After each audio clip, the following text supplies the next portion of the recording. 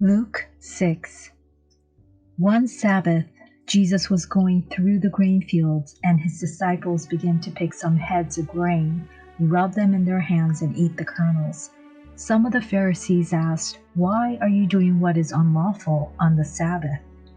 Jesus answered them, "Have you ever read what David did when he and his companions were hungry?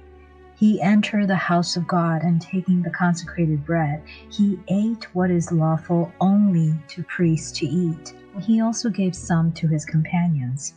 Then Jesus said to them, "The Son of Man is the Lord of the Sabbath." On another Sabbath, he went into the synagogue and was teaching. And a man was there whose right hand was shriveled. The Pharisees and the teachers of the law were looking for a reason to accuse Jesus, so they watched him closely to see if he would heal on the Sabbath. But Jesus knew what they were thinking and said to the man with the shriveled hand, "Get up and stand in front of everyone." So he got up and stood there.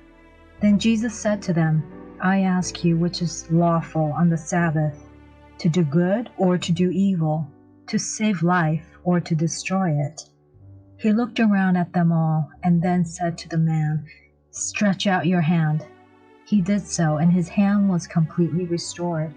But the Pharisees and the teachers of the law were furious and began to discuss with one another what they might do to Jesus. One of those days, Jesus went out to the mountainside to pray and spent the night praying to God.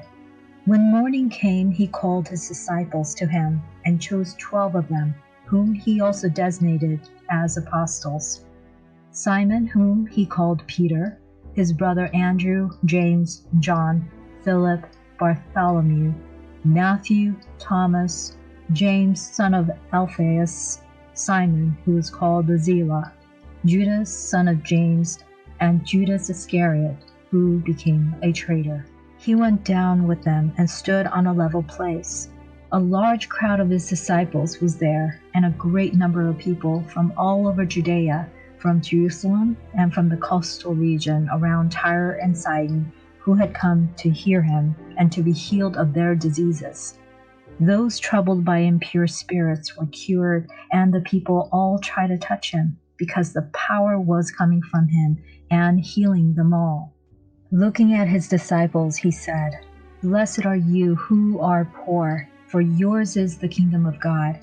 Blessed are you who hunger now, for you will be satisfied.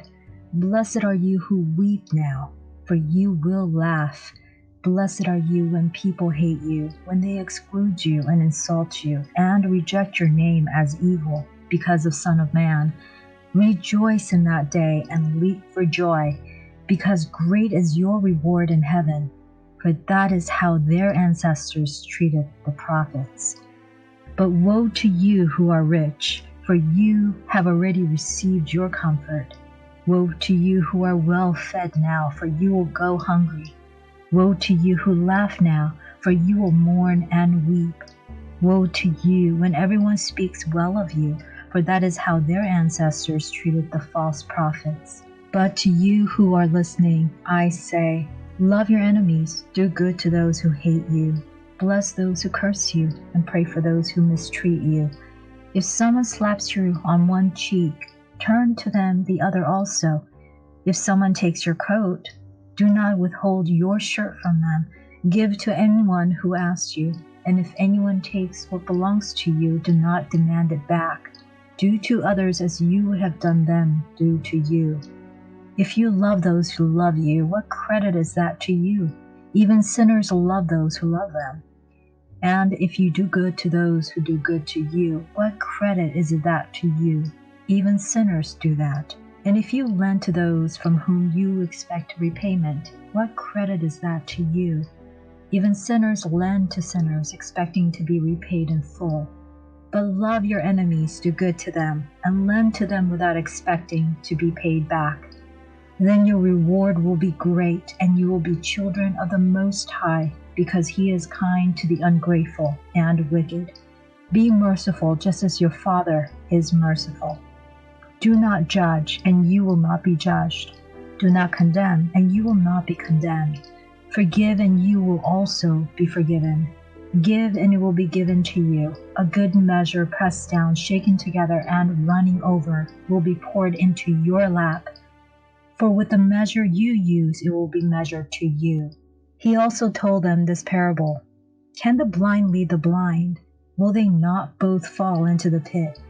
The student is not above the teacher, but everyone who is fully trained will be like their teacher. Why do you look at the speck of sawdust in your brother's eye and pay no attention to the plank in your eye?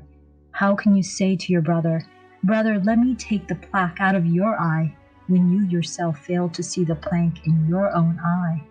You hypocrites!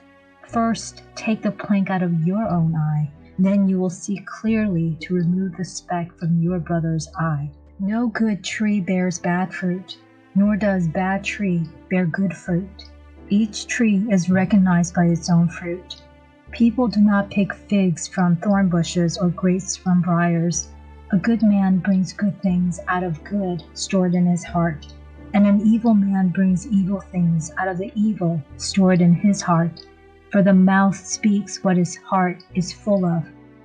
Why do you call me Lord, Lord, and do not do what I say? As for everyone who comes to me and hears my voice and puts them into practice, I will show you what they are like.